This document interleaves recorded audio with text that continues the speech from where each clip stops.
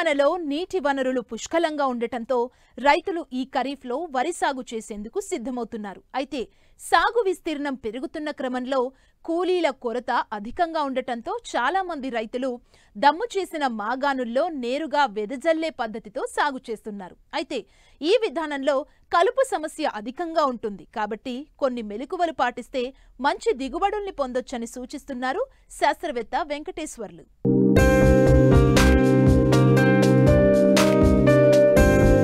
ఇటీవల కాలంలో వరి సాగులో పెరిగిన ఖర్చులు, కూలీల కొరత వలన దమ్ము చేసిన పొలంలో మొలకెత్తిన విత్తనాలు నేరుగా చల్లే పద్ధతిపై రైతులు ఆసక్తి కనబరుస్తున్నారు.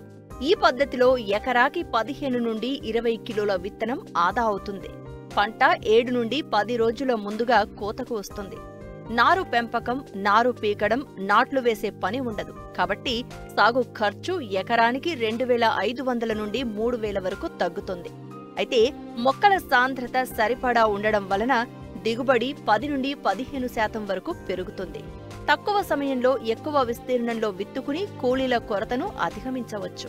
ప్రతికూల వాతావరణ పరిస్థితులలో పంట కాలం కోల్పోకుండా నీరు అందుబాటులో ఉన్నప్పుడే వరి సాగు చేసుకునే అవకాశం ఉంది. అందువలనే తెలంగాణలో కొన్ని జిల్లాల్లో ఈ విధానం బాగా ప్రాచుర్యం పొందుతుంది. వర్షాకాలం కంటే యాసంగిలో చలి తక్కువగా ఉండే జిల్లాల్లో ఈ పద్ధతి అనుకూలంగా ఉంటుంది. కానీ ఈ పద్ధతి ఎక్కువగా చలి ఉండే ప్రాంతాలలో సమస్యాత్మక నేలల్లో అంటే చౌడు, క్షారము, ఆమ్లము ఉండే నేలలు అనుకూలం కాదు. ముఖ్యంగా మనకి నీటి లభ్యత బాగా పెరిగిపోయిన తర్వాత చాలామంది రైతులు కూడా వరి పంటకు మొగ్గు చూపుతున్నారు. అయితే ఈ మధ్య కాలం లోపల ఈ సామాజిక మాధ్యమాల ద్వారా వరిలో నేరుగా వచ్చే విధానం గురించి తెలిసిన తర్వాత చాలామంది రైతులు కూడా ఈ కూలీల సమస్య ఉండడం వల్ల నాట్ల జోలికి పోకుండా నేరుగా వరి చల్లే పద్ధతికి కొంత అలవాటు పడుతూ ఉన్నారు. అయితే ఈ విషయం లోపల కొంతమంది రైతులు బురద పొలంలో నేరుగా విత్తుకోవడము, అదేవిధంగా బురద పొలం లోపల డ్రమ్ షీడర్ ద్వారా నేరుగా విత్తుకోవడము, ఇంకా కొంతమంది రైతులు పొడి దుక్కి లోపలనే వరి విత్తుకోవడం జరుగుతూ ఉంటుంది.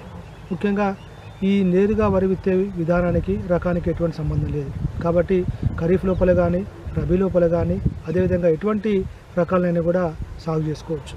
సో దీనిలో ముఖ్యంగా నేరుగా వరి విత్తే విధానం లోపల కలుపు సమస్య చాలా తీవ్రంగా ఉంటుంది కాబట్టి దుక్కి తయారు చేసుకునే సందర్భం లోపల ముందుగా ఒక తేలికపాటి తడి ఇచ్చిన తర్వాత, నీటి తడి ఇచ్చిన తర్వాత ఆ భూమి లోపల ఉన్నటువంటి పాత వరి పొయ్యకాలు కానివ్వండి, కలుపు మొక్కలు కానీ బాగా పెరిగిన తర్వాత పూర్తిగా కలియ దున్ని అంటే మొదటిసారి దున్నిన తర్వాత ఒక 10-15 రోజులు కనుక మనకు మురుగనిస్తే పాత కలుపు మొక్కలు కానివ్వండి, పాత వరి కొయ్యకాలు కూడా అన్నీ మురిగిపోయి పంట విత్తిన తర్వాత కలుపు సమస్య చాలా తక్కువ ఉండే అవకాశం ఉంటుంది. నాటు పెట్టే విధానంలో ఎకరానికి మనం 30 కిలోల విత్తనం వాడుకుంటాము. బట్ ఈ విధానం లోపల దొడ్డు రకాలైతే కనుక ఎకరానికి 10 నుంచి 12 కిలోలు, అదేవిధంగా సన్న రకాలైతే 8 నుంచి 10 కిలోలు మాత్రమే వాడుకోవాలి.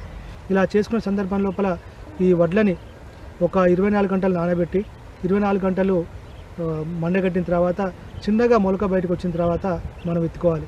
ఈ విత్తుకునే పద్ధతి లోపల వానాకాలానికి యాసంగి చూసుకుంటే కనుక వానాకాలం లోపల నేరుగా విత్తుకునేటప్పుడు మనం చెప్పేది కొంచెం పొలం వారిన తర్వాత విత్తుకోమంటాం. బట్ యాసంగి లోపల ఈ పొలం వారిన తర్వాత విత్తుకుంటే ఈ చలి దుక్కిబడి కొంచెం మొలక శాతం తగ్గే అవకాశం ఉంటుంది కాబట్టి యాసంగి లోపల నేరుగా విత్తుకునేటువంటి పద్ధతి లోపల రైతు సోదరులు పొలం దున్నిన తర్వాత నీరు పలచగా పెట్టి చల్లుకుంటే బాగుంటుంది.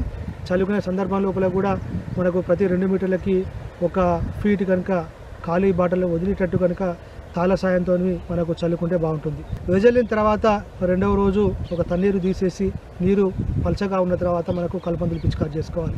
సో ఇటువంటి సందర్భాల లోపల కూడా మనకి నేరుగా విత్తనాలు వెదజల్లిన తర్వాత ఆ మరుసటి రోజు కానీ ఆ తెల్లారి కానీ 48 గంటల లోపు మనకు మార్కెట్లో దొరికేటువంటి పైరిజో సల్ఫ్రాన్ ఈతలైనటువంటి కలుపమందు ఒకటి సాతీ రూపంలో దొరుకుతుంది. ఇది ఒక ఎకరానికి 100 గ్రాములు, లేదా మనకి కెంపా రూపంలో దొరుకుతుంది. ఇది ఎకరానికి 12 గ్రాములు.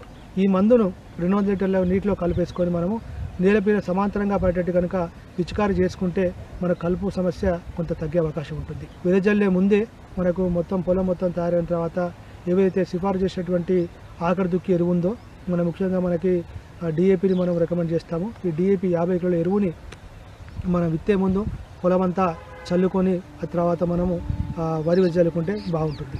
ఒక వారం రోజుల తర్వాత మనకు మొక్క మొలిసిన తర్వాత నీరు పలచగా పెట్టి తీసేస్తూ ఉండాలి. సో తర్వాత కొంతమంది రైతు సోదరులకి వరి వెదజల్లిన తర్వాత కలుపు మందులు కొట్టే అవకాశం లేకపోతే కూడా మనకు పంట విత్తిన తర్వాత కూడా మనకు పోస్ట్ ఎమర్జెన్సీ కలుపు మందులు మనం పిచికారి చేసుకోవచ్చు. ముఖ్యంగా విదలిన తర్వాత 15-20 రోజుల మధ్య పంట కాలం లోపల అప్పుడే కలుపు మొక్క 2-3 ఆకుల దశలో ఉంటుంది కాబట్టి ఈ సమయం లోపల మనకు మార్కెట్ లోపల ఫినాక్సిలం అనేటువంటి కలుపు మందు దొరుకుతుంది. మార్కెట్లో అది అసెట్ రూపంలో ఉంటుంది. ఇది ఒక ఎకరానికి 400 మిల్లీలీటర్లు 200 లీటర్ల నీటిలో కలుపుకొని కనుక పిచికారి చేసుకుంటే మనకు మొలకెత్తిన కలుపును కూడా సమర్థవంతంగా నిర్మించగలుగుతుంది. అదేవిధంగా వరి పంటకు ఎటువంటి ఇబ్బంది ఉండదు. తర్వాత ఒకసారి మనకు మొలిసిన తర్వాత సాధారణ వరిలో ఎట్లయితే మనం జాగ్రత్త తీసుకున్నామో అదేవిధంగా జాగ్రత్త తీసుకోవాలి. వెదజల్లే పద్ధతిలో కలుపు యాజమాన్యంతో పాటు ఎరువుల యాజమాన్యం కూడా చాలా కీలకం. అయితే భూముల్లో భాస్వరం శాతం అధికంగా ఉండడం వలన కేవలం ఆఖరి దుక్కిలో మాత్రమే వేసుకోవాలి. సిఫారసు చేసిన మేరకే ఎరువులను వాడాలి. చాలామంది రైతు సోదరులు ముఖ్యంగా ఈ ఉత్తర తెలంగాణ ప్రాంతం లోపల హైబ్రిడ్ వరి విత్తనోత్పత్తి లోపల పైపాటుగా కాంప్లెక్స్ ఎరువులు ముఖ్యంగా 20-20-0-11 ఎరువును బాగా వాడుతుంటారు. ముఖ్యంగా ఈ ఎరువు లోపల గంధకం ఉండి చలికాలం లోపల ఈ గంధకం ఎరువును వాడడం వల్ల కొంత వెచ్చగా ఉండి మొక్క పెరుగుదల బాగా ఉంటుందని చెప్పేసి చాలామంది రైతు సోదరులు పైపాటుగా ఈ కాంప్లెక్స్ ఎరువు వాడుతుంటారు. కానీ ఆల్రెడీ మన భూముల్లోకి చూసుకుంటే కనుక భూసార పక్షి ద్వారా చెప్పిన ఫలితాల ప్రకారము మన భూముల లోపల భాస్వరం మోతాదుకు మించి ఉన్నాయి కాబట్టి దయచేసి రైతు సోదరులు కేవలం ఆఖరి దుక్కిలో మాత్రమే మనము ఈ భాస్వరం ఎరువులు వాడుకోవాలి. ఎట్టి పరిస్థితుల లోపల కూడా పైపాటుగా కాంప్లెక్స్ ఎరువు వాడకూడదు.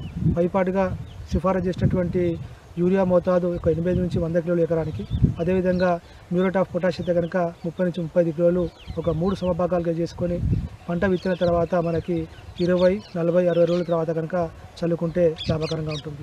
అయితే చాలామంది రైతు సోదరులు ముఖ్యంగా మన ప్రాంతాల లోపల ఈ నాటిన తర్వాత కానీ వెజల్లే తర్వాత కానీ ఒక 20-30 రోజుల మధ్యలో మనకి ఈ మొగిపురుక్కి గుళికలు వేసే అలవాటు ఉంది.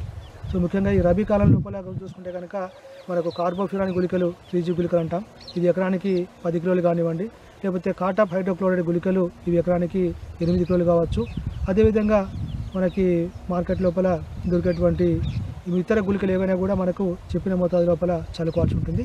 ఎక్కడైతే చౌడు భూముల లోపల ఈ నేరుగా విత్తే విధానాన్ని ఆచరిస్తున్నామో కొంతవరకు విత్తన మోతాదు పెంచుకుంటే బాగుంటుంది. అన్నిటికన్నా ముఖ్యంగా ఎప్పుడు కూడా ఈ విధానం లోపల యూరియా మోతాదు మించిపోతే మాత్రం పంట బాగా పెరిగిపోయి మళ్ళీ అడ్డం పడిపోయే అవకాశం ఉంటుంది. కాబట్టి ఈ సమస్యను అధిగమించాలంటే ఏదైతే సిఫారసు చేసిన మోతాదులో మాత్రమే ఎరువులు వాడుకోవాల్సిన అవసరం ఉంది.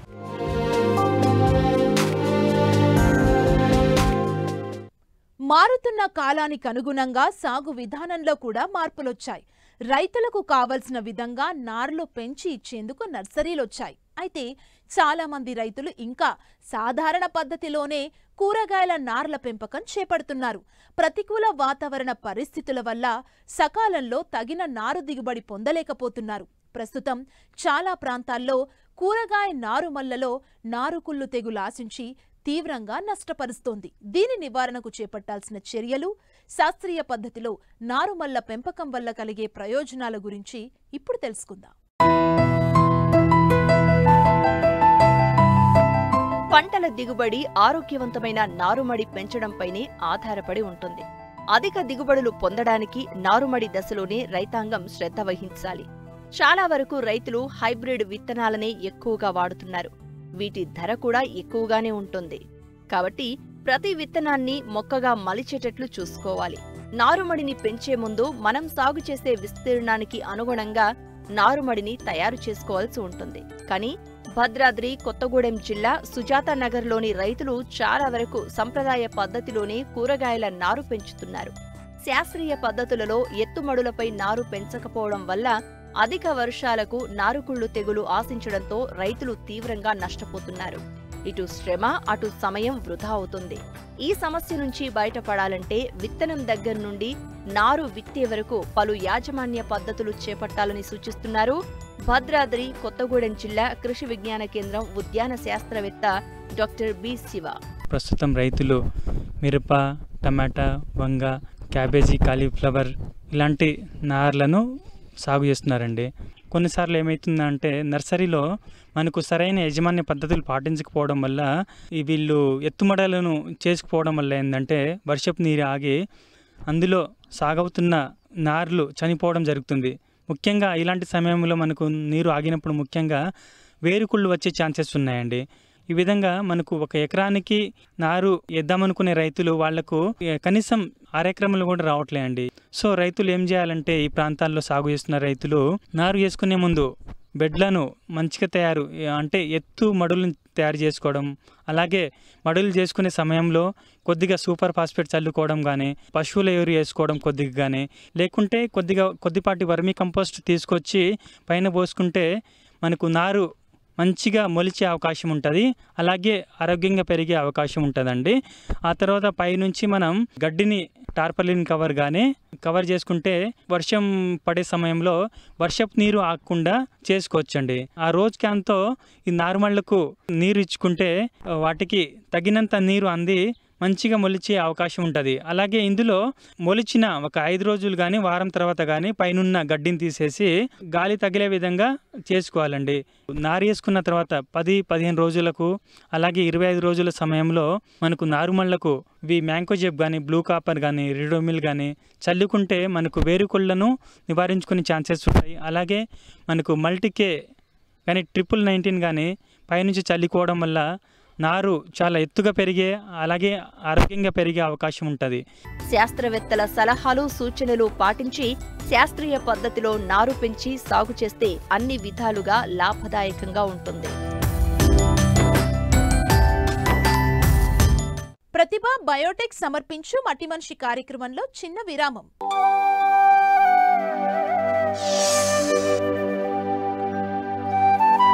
తొలకరి ప్రారంభమైంది. వర్షాలు ఆలస్యమైనా చాలా వరకు చిరుజల్లులు పడటంతో అక్కడక్కడ పచ్చిక బయళ్లు పెరిగాయి. అయితే కొత్త చిగుళ్లను అనేక క్రిములు ఆశిస్తాయి.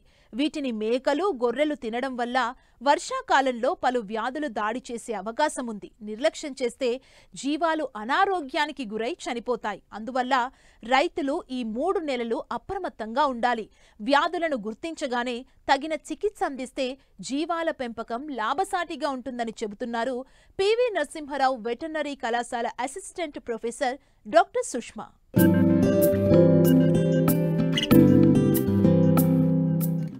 జీవాల పెంపకంలో ఎన్ని జాగ్రత్తలు తీసుకున్నప్పటికీ వాతావరణంలో వచ్చే మార్పుల వల్ల వ్యాధులు అధికంగా రావడంతో మందలో మరణాల శాతం పెరిగి రైతులు నష్టపోతున్నారు. ఎండాకాలం పోయింది, వర్షాకాలం వచ్చింది. ఇప్పుడే జీవాల పెంపకందారులు అత్యంత జాగ్రత్తగా ఉండాలి. తొలకరిలో ముఖ్యంగా చిటుక రోగం, నీలినాలుక, గాలికుంటు వ్యాధి, పీపీఆర్ రోగాలు వస్తాయి. వీటి నివారణ పట్ల అప్రమత్తంగా ఉండి ముందు జాగ్రత్తగా టీకాలు వేయించుకోవాలి. లేదంటే జీవాలు చనిపోయి తీవ్ర నష్టం ఏర్పడుతుందంటూ తెలియజేస్తున్నారు పివి నరసింహారావు వెటర్నరీ కళాశాల అసిస్టెంట్ ప్రొఫెసర్ డాక్టర్ సుష్మా. మరి ఈ రోగాలు మనము ముఖ్యంగా చెప్పుకున్నట్లయితే తొలకరి వర్షాలు స్టార్ట్ అవ్వగానే మనకు చిటుక రోగం అంటామండి. ఇది క్లాస్ట్రిడియం పర్ఫరెంజెన్స్ అనే బ్యాక్టీరియా ద్వారా సంక్రమిస్తుంది. మరి ఇవి గడ్డిలో మనకి లోపల స్పోర్స్ ఫామ్లో ఉంటాయండి. వర్షాలు పడగానే అవి బయటికి వచ్చి గడ్డి, భూమి మీద ఉన్న గడ్డి మరి ఈ గొర్రెలు కానీ మేకలు కానీ మేసినట్లయితే వాటి నుంచి పొట్టలోకి వెళ్ళి సూక్ష్మజీవులు మరి విష పదార్థాలను విసర్జిస్తాయి. కాబట్టి ఆ విష పదార్థాల ద్వారా ఇవి చనిపోవడం జరుగుతుంది. మరి ఈ చిటుక రోగంలో జ్వరంతో ఉంటాయి, నీరసంగా ఉంటాయి, మేత మేయకుండా ఒక మూలకి కూర్చొని ఉండేటట్లు ఉంటాయి. మరి ఇవి గమనించుకొని ముందుగానే నివారణ చర్యలుగా వాటికి నట్టల మందులు తాగించుకొని వ్యాక్సిన్లు కూడా వేసుకోవాలి. ఇంటెరోటాక్సిమియా వ్యాక్సిన్ ఉంటుందండి. ఇది VBRI వాళ్ళు సప్లై చేస్తారు. మరి ఈ వ్యాక్సిన్ కొనుగోలు చేసి తొలకరి వర్షాలకు ముందే ఒక 10 నుంచి 15 రోజుల ముందే ఈ వ్యాక్సిన్ కనుక ఇచ్చుకున్నట్లయితే మరి మనకు ప్రికాషన్గా పనిచేస్తుంది. బ్లూ టంగ్, నీలి నాలుక అంటాము. మరి అలానే PPR అంటే పెస్టిసైడిస్ రూమినెన్షియం, ఇది కూడా మరి పారుడు రోగము అని అంటాము.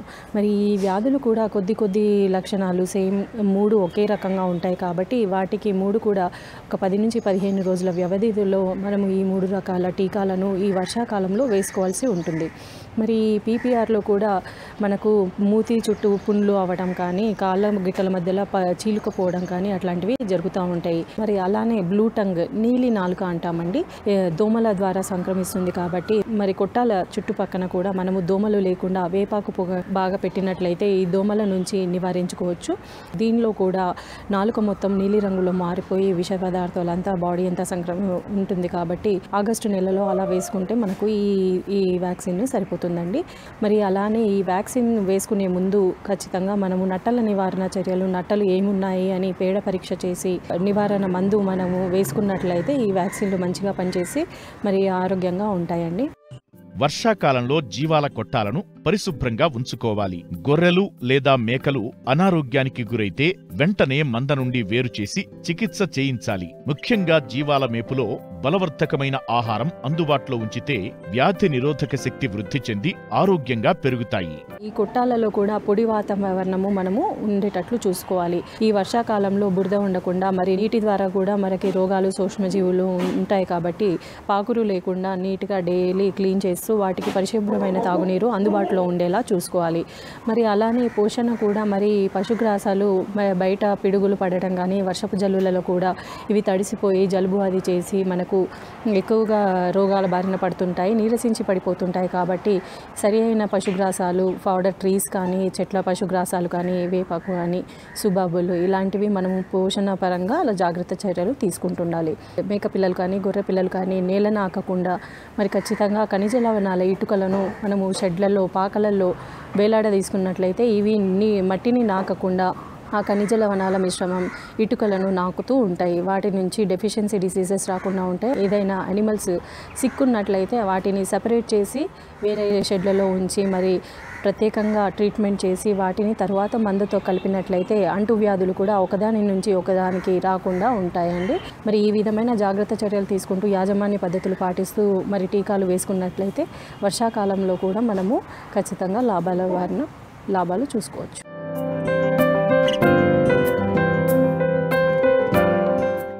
కొన్నేళ్లుగా రసాయన ఎరువుల వాడకంతో భూమిలో జీవం పోయింది. దీంతో రైతు నేడు అనేక కష్టాలను ఎదుర్కొంటున్నాడు. ఈ నేపథ్యంలో భూసారాన్ని పెంచుకొని అతి తక్కువ ఖర్చుతో లాభాలు పొందే విధానాలను సాగులో అనుసరిస్తున్నారు. ఈ కోవలోనే వికారాబాద్ జిల్లాకు చెందిన ఓ రైతు ఆర్గానిక్ పద్ధతిలో బజ్జీ మిర్చిని సాగు చేస్తూ మంచి లాభాలు ఆర్జిస్తున్నారు.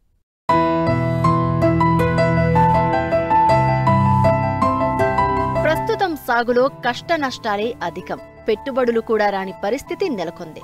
సాగు, కూలీల ఖర్చు ఇబ్బడి ముబ్బడిగా పెరుగుతున్న నేపథ్యంలో పెట్టుబడి తగ్గించుకోవడంపై రైతులు దృష్టి సారిస్తున్నారు. ఇందులో భాగంగానే సేంద్రియ వ్యవసాయ పద్ధతులను పూర్తి స్థాయిలో అనుసరిస్తున్నారు. మొదట పంట దిగుబడులు కొంత తగ్గినా రాను రాను భూమి ఆరోగ్యం మెరుగుపడి రసాయన మందుల సాగుకు ధీటుగా దిగుబడులు వస్తున్నాయి.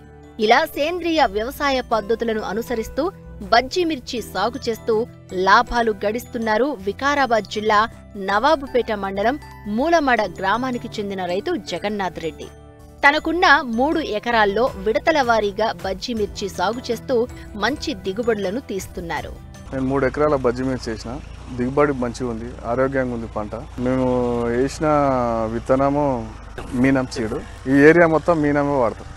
ప్రతి ఒక్క రైతు మీనం వాడతాం. ఫస్ట్ నాగాలు వేసినాం సార్, పెద్ద నాగాలు వేసినాం. నాగాలు వేసిన తర్వాత కల్టివేటర్ కొట్టి భూమి మంచిగా చదును చేసి కోడేరు పోసినాం.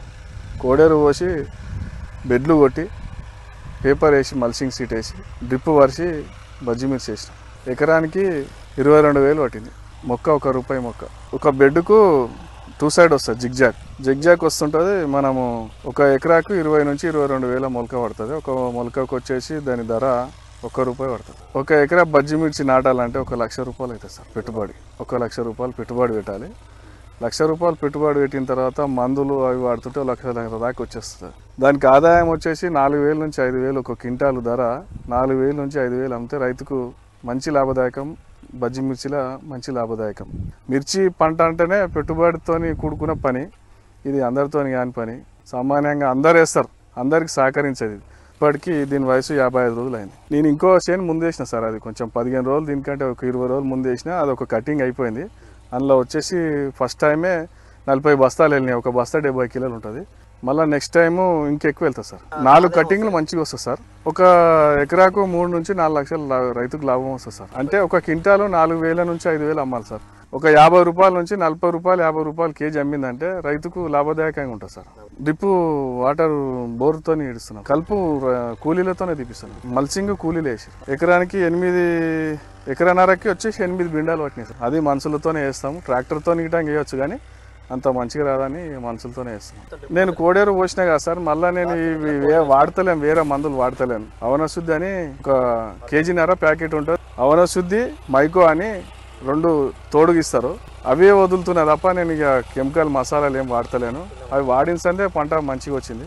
అవనశుద్ధి ఆరోగ్యంగా తెస్తుంది, మొక్క ఎదుగుదల బాగుంటుంది, వైరస్ ఉండదు, నీట్గా వస్తుంది. దాన్ని అందరు రైతులు గిట్టంగా వాడుకోవచ్చు. నేను 2 సంవత్సరాల వస్తుంది వాడుతున్నా కాబట్టి దానికి అనుభవం ఉన్నది చెప్తున్నా. బోరుకు వెంచర్ ఫిట్ చేసినాం, వెంచర్కి వెళ్ళి వదులుతాం సార్. కింద మందులు ఏం వదలలేను ఇక నేను, ఒక అవనశుద్ధి తప్ప మైకో తప్ప ఏం వదలలే. ఒక్కసారి మధ్యలో ఏం చేసిన అంటే ఒక 5-6 కిలోలు 13-045 ఇచ్చిన పూత కోసము, అంతే. ఇక వేరే మందులు ఏం వాడలే, రసాయనికంగా ఏం వాడతలే అసలు. ఆర్గానిక్ ఈ అవనశుద్ధి వల్లనే చెట్లు ఇట్లా అయినాయి. ఒక 15 రోజులు అవుతుంది, 20 రోజులు నేను వదిలి, 15 రోజుల్లో దీని పనితనం అనేది తెలిసిపోతుంది. సాధారణంగా మిరప పంటను అధిక చీడపీడలు ఆశిస్తూ ఉంటాయి. పంటకు ప్రతి 4-5 రోజులకు ఒకసారి రసాయన మందులు పిచికారీ చేయాల్సి ఉంటుంది.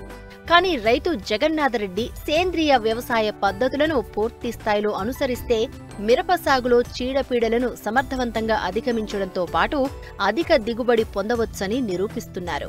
పైన మందులు అద్వైత, విఖ్యాత, నందక, విఖ్యాత, దోమ, నల్లి, వైరస్ ఏం లేదు. ఈ వాడిన కాస్ట్ తక్కువ రేట్ల పంట మంచిగా అవుతుంది. నేను మామూలుగా అయితే 4-5 రోజులకు మందులు వాడవచ్చు, ఇది మాత్రం 10-12 రోజులు టైం పనిచేస్తుంది. ఇది వాడినాక దోమలేదు సరిగా. ఇప్పటికీ 4-5 సార్లు కొట్టినది ఇంక మందు. ఆర్గానికే, ఓన్లీ ఆర్గానికే, వేరే అసలు కెమికలే వాడలే నేను. కాయ గిటం సైజు బాగుంది. నాకు ఇప్పటికీ ₹1,00,000 పెట్టినా సార్ ఇప్పటికి దీనికి. ఇంకో ఆ మందులు పోయింటే ఇంకొక 10-20 వేలు ఎక్కువ అవుతుండే.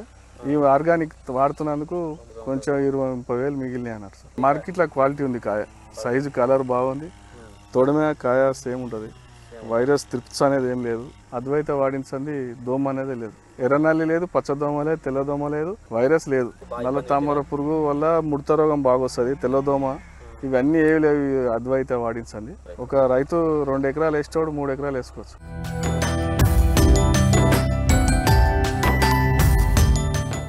వ్యవసాయంలో సమస్యలకు, సందేహాలకు సమాధానాల కోసం మట్టి మనిషి రైతుకు అండగా నిలుస్తోంది. మీరు సంప్రదించవలసిన చిరునామా మట్టి మనిషి, 10 TV, road number 36, Jubilee hills, Hyderabad 500033. మా ఫోన్ నంబర్ 0403010110 8891861111. మరిన్ని ఆసక్తికరమైన విశేషాలతో ప్రతిభ బయోటెక్ సమర్పించు మట్టి మనిషి కార్యక్రమంలో మళ్ళీ కలుసుకుందాం. అంతవరకు సెలవు, నమస్తే.